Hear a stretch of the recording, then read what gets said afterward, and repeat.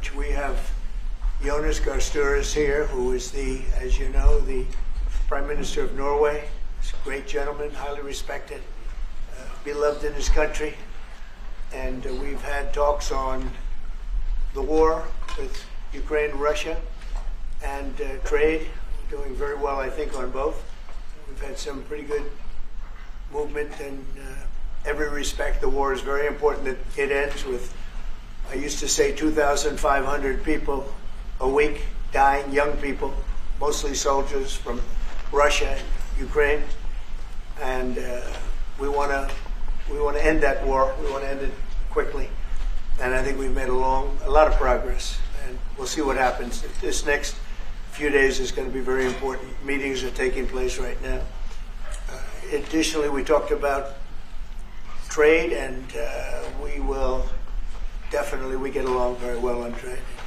We'll do something, but I think the Prime Minister knows that over the years, the United States has been very good to a lot of people, and it's time for us to benefit also. So we're going to have a good relationship on trade, and we discussed other things also. But Mr. Prime Minister, it's an honor to have you with us. Thank you very much.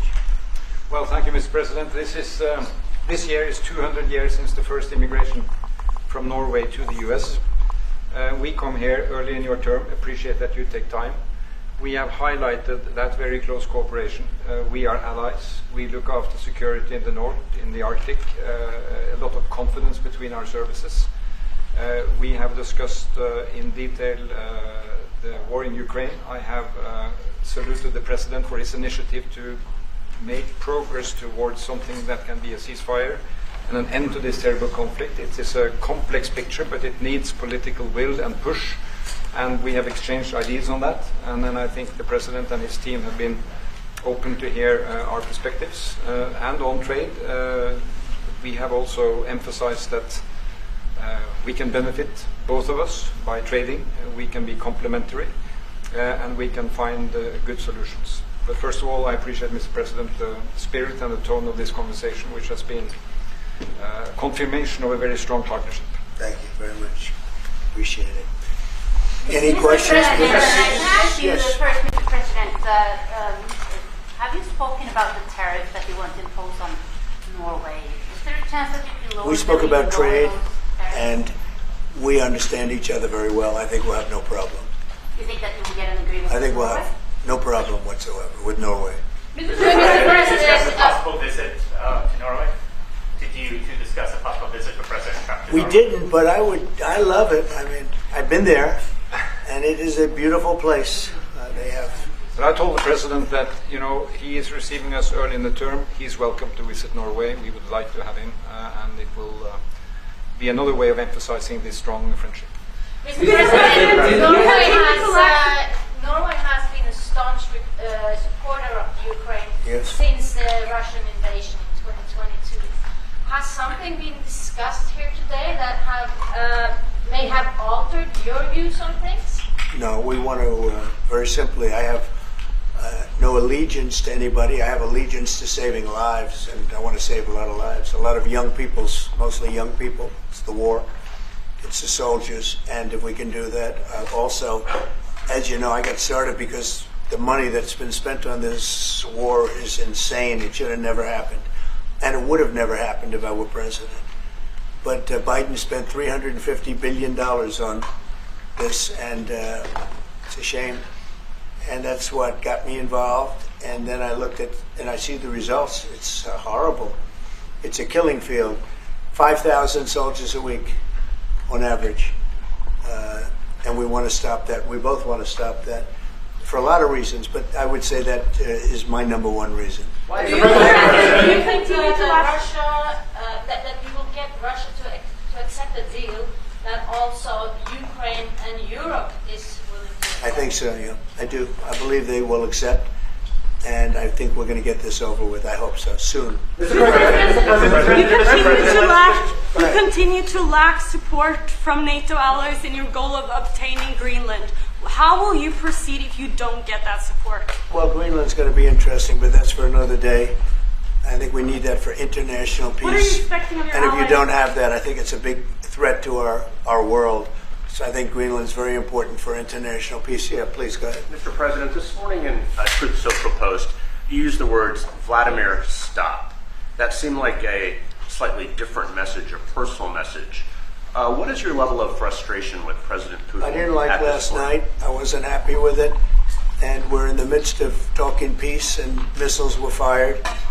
And I was not happy with it. That's what I meant, and that's, what it said. I assume that's what you mean. Sorry, yeah, if the bombs keep falling, will you consider additional sanctions toward Russia, or what will you do if President Putin does not respond? I'd rather answer that question in a week. I want to see if we can have a deal.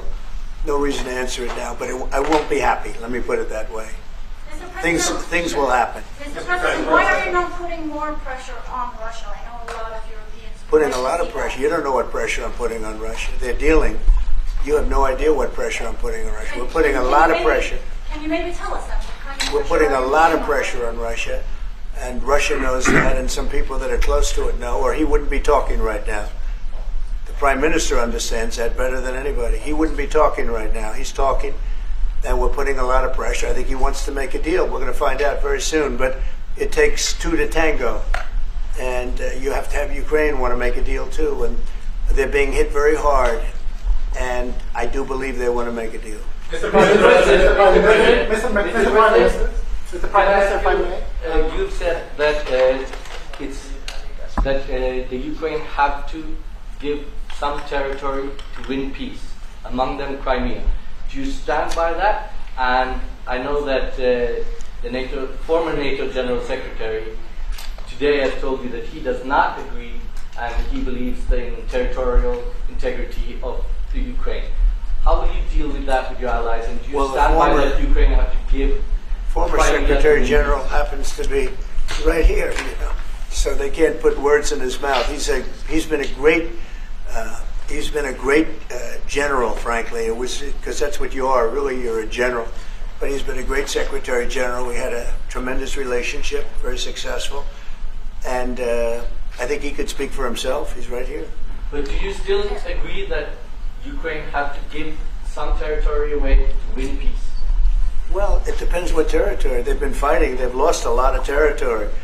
We'll do the best we can. Working with Ukraine, we'll do the best we can. But they lost a lot of territory. When you say Crimea, that was handed over during a president named Barack Hussein Obama. That had nothing to do with me, Crimea. That was 11 years ago with Obama. And they made a decision. There wasn't a bullet fired. There was no fighting. There was no anything. They just handed it over. Now they say, well, can you get it back? I think that's going to be a very difficult thing to do. That was given by Barack Obama when he was president, not by Donald Trump. Thank you, Mr. Mr. President. President. You had a long You have meeting, a peace Mr. President. proposal that you put on the table. It's a 30-day ceasefire proposal. Your national security team presented it to both Ukraine and Russia. 2 months ago, Ukraine agreed to that ceasefire proposal immediately. Russia has not. And my question is Russia the obstacle to peace based upon that, just getting to that 30-day ceasefire? I don't think so. I think that they both want peace right now. They're ready to do something. We'll see what happens. Complicated, very complicated. But I think they are both very much looking to make a deal. Marco, what would you say? Well, first of all, what was put before our partners was options to discuss about things that it would take to end a war. This war is endable. Both sides just have to agree to it. We've shown them a pathway forward. We've discussed those ideas. It was a good meeting yesterday. There'll be good meetings over the weekend. We've shown them the finish line. We need both of them to say yes. But what happened last night with those missile strikes should remind everybody of why this war needs to end. It's horrible those missiles landed. What's even worse is there are today people that were alive yesterday that are not alive today because this war continues. And the president wants to stop it. And everyone should be thanking the president for being a peacemaker and trying to save lives. That's what we're trying to do here. It's not our war. We didn't start it, as you know. But we're trying to end the dying. We're trying to end the destruction. And we've shown the path forward. We can see the finish line, but both of them have to get there. We're going to do everything we can to help them get there, but they have to ultimately say yes. And we are using a lot of pressure on both. If you think we're just in there because we're nice people, and we are nice people, but we're using a lot of pressure on both. What concessions, Mr. President, and to your national security team, what concessions has Russia offered up thus far to get to the point where you're closer to peace? stopping the war, stopping taking the whole country. Pretty big concession. Mr. President, if you are going to take down the tariffs, what do you want Norway to buy more of from the U.S.? To buy more? Well, you don't need snow. You don't need skis. You don't need ski champions either, right? You have a lot of them. We just want to keep the relationship the way it is. We've had a great relationship. I think now maybe closer than ever, but we've had a great relationship with Norway. I think just keep it the way it is. You can't do better. Really? Not even by, say, a fight? Well, if they want to give us some additional concessions, that's okay. You can't do much better. Yes, yes. Mr. President, you've had a long meeting with Norway today.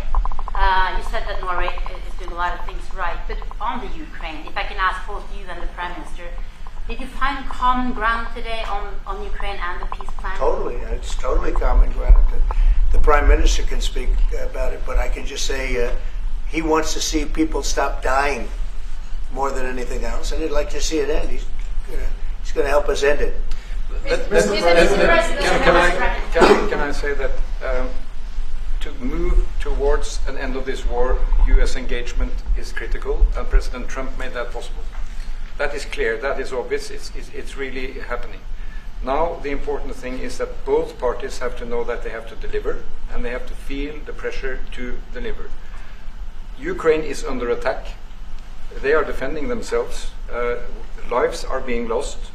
And we believe very firmly that there needs to be a ceasefire, the initiative taken by the US some time ago. It needs to be respected. And then to move on to something which both parties can own. That is the complicated part in such a dramatic war. And here I believe Europeans and Americans working together, as we do much closer now. And I salute the team of President Trump of being open in that process. We had a good discussion on this today. And then we have to move on, and we cannot lose time because this is too much drama happening. One thing is people losing their lives, but it is a bad thing for Europe, and it's a bad thing for the world to having such a broad conflict going on. It can have ramifications far beyond Ukraine. Mr. President, a follow-up question on China. Mr. President, I forgot my question. I wanted to ask about. Sorry, that happens. It happens sometimes. Yeah. No, Mr. President, I wanted to ask about the. Zelensky has said that he wants more Patriot missiles. So far, there has been no response from the United States. If the United States decides to pull out of negotiating for peace, trying to broker peace, does that also mean a no on Patriot missiles, a no on sharing intelligence with Ukraine? Let's see what happens. I think we're going to make a deal. And if we make a deal, that'll be wonderful. We won't have to worry about your question. You can ask that question in 2 weeks, and we'll see. But I think we're getting very close. The Prime Minister feels the same way, and we'll hopefully not have to answer that question. Mr. President, Norway is the third country to be officially invited to the White House after Liberation Day. Why did you invite Norway so soon to the White House? Because I like them. And I like your Prime Minister, and I like the way your government runs. And I respect the King. He's highly respected in Norway. It's a great thing. Not an easy thing to do. He's done a great job. Yeah. Would you like an invitation to visit the King? Absolutely. You get me that invitation. I just told the President he's welcome to visit Norway. President Trump, we're quite harmed. Yeah, you've said before that you like the Norwegian Petroleum Fund, and I'm wondering if that has been up for discussion today, the way that we have structured our money and whether. Well, this fund was created in the late 1990s to save for future generations the income from our oil and gas. Norwegians should continue to work as hard, dedicated, innovate and move forward despite having these incomes, which we happen to be in the period of our history where we can harvest, and we have transferred that into investments, half of them, by the way, here in the United States. So I think this is a model which we have been able to explore. If we can share experiences, and we do with our colleagues in the US, you never copy this one-to-one, but there can be techniques and way of working that we have used in organizing our fund. Jens Stoltenberg was the finance minister when the first dollar entered that fund, so he is a safe hand to have as a finance minister today. What do you say? No, and as you said, Mr. Prime Minister, we are ready to sit down with the US to also work with them on if they want to establish a sovereign wealth fund, because we have a good experience with our fund. And I think that one example of how we work together with the United States is that half of the fund, close to $1 trillion US dollars, are invested in the United States, mainly in equity, but also some in fixed income, including government bonds. So this is an expression of trust in the United States, expressed by the strong investment of the sovereign wealth fund. Then just briefly on Ukraine, since it was mentioned, we had a very good and extensive discussion about Ukraine, the path forward to peace. And as the Prime Minister said, we commend the US for pushing forward to try to find a negotiated solution. At the same time, we need to continue to support Ukraine, and therefore I'm proud that Norway has actually tripled the military support to Ukraine, and this year we will allocate close to $8 billion US dollars to Ukraine. That will strengthen them and also their hand on the negotiating table. If I may add to that, if there's a peace, and there will be a peace, we have a common responsibility in securing democratic Ukraine for the future. And the best security guarantee they can have is the ability to defend themselves. And we are investing in that. Mr. Prime Minister, Mr. I may, as it relates to tariffs, Mr. President, when you unveiled your reciprocal tariffs on April the 2nd, the tariff rate for Norway was 15%. Based upon your conversations that you've had today with the Prime Minister, do you see that tariff rate coming down from what you proposed just a few weeks ago? Well, they have a great fund of $2 trillion. It's a big fund. And they don't have any debt. So I think they'd probably be willing to pay us more than that, I hope. Are the tariffs in agreement of which countries? Mr. President, Yes. in 2018, your former Secretary of State Mike Pompeo called for an end to Russian occupation of Crimea. Why does this administration, why has this administration changed its stance on territorial concessions? Well, the war started. It would have never started if I were president. This is a war that is a horrible. All wars are horrible. This one is in particular bad. And I don't know that you can ever say there's going to be a winner to this, because so many lives have been lost. Not only soldiers, a lot of lives have been lost. I think that we want to do one very simple thing. It would have never happened if I were president. Zero chance it was going to. And it didn't. People say, how do you know that? Number one, it didn't happen. We never even discussed it. I would talk to Putin about it. It was the apple of his eye. Ukraine was the apple of Putin's eye, but there was never even a thought that he'd go in. And I think he understood that I would not be happy if he did. And it was only when I got out, and when you mention what happened to Ukraine years ago under President Obama and a vice president that was also president later, unfortunately for this country, what happened is large chunks of land were given up, and it was called Crimea, and that was a big thing. That was a big moment. But this isn't my war. This is Biden's war. This is a war that Biden was president when this war happened. But I'm trying to put out the fire, and I think we'll be successful. And if we do, we're going to save a lot of lives. Otherwise, and the Prime Minister had a statement. He said, "This is just a point in time. We're very lucky because this is a point. And if this doesn't happen, this could go on for a long time." Mr. President, will you have meetings with other world leaders when you're in Rome, sir? Future Democrat president? I don't think he will. I think he wants to make peace. I think he wants to end it, and I feel pretty confident of that. But we're gonna know pretty soon. Mr. President, will you have meetings with other world leaders when you're in Rome? Yes, I will. Which leaders do you want to meet, sir? Well, I'd like to meet them all. That would be nice. I'd like to take care of all of them, but we have many of them there, and they all want to meet. They want to meet about trade.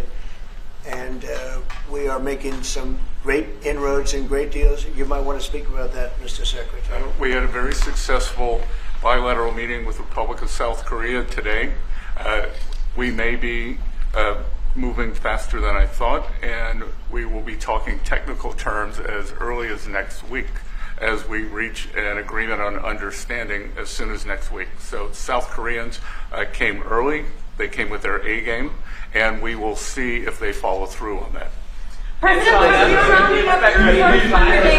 think you deserve the Nobel Peace Prize if you manage to create? Do I deserve the Nobel Peace Prize? If you manage to create peace? Well, maybe for the Abraham Accords. I don't want to get ahead of myself on this one, but they say for the Abraham Accords, and by the way, speaking of that, we're going to be filling it up. A lot of countries want to come into the Abraham Accords. You know, we have 4, and Biden did nothing on that one, too. It's the same 4. But they're great countries, and they were brave doing it, and it's worked out very well. And we're going to be filling up the Abraham Accords. They're going to be, I think, filling it up very rapidly. Marco, could you say something about that? There's great, enormous opportunity to grow the Abraham Accords. But I would just point to one thing. Of all the leaders in the world today, no leader is working harder to prevent wars or end them than President Trump is right now. That's why we're talking to Iran. That's why we're engaged with Ukraine and Russia. It's the desire to prevent these wars from breaking out and to end the ones that exist already. And again, I just think it's tremendous for our country to be led by a president who desires to bring peace and establish peace and protect peace. So it's hard work. Mr. President. You know, Marco just mentioned something that maybe we should talk about for just a second, if we could, Mr. Prime Minister. And you're involved in it too, because you've been involved in the world and peace. But I think we're doing very well with respect to Iran, and we're having very serious meetings.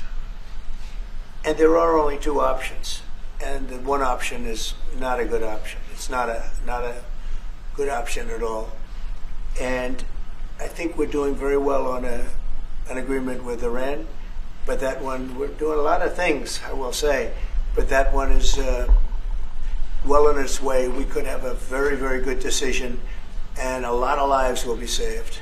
Mr. President, on the economy, there was a slowdown. Mr. President, on the economy, there was a slowdown as it relates to home sales in the month of March, the slowest pace since 2009. Is that an economic indicator, and perhaps the Treasury Secretary can weigh in on this as well, is that an economic indicator that concerns you about the broader U.S. economy? No, they had very good numbers on housing today, extremely good numbers, and that's despite interest rates, because, you know, if you look at what happened, everyone said, oh, I said I was going to get prices down. I did. Energy just hit $1.98 in a couple of states. It's way down.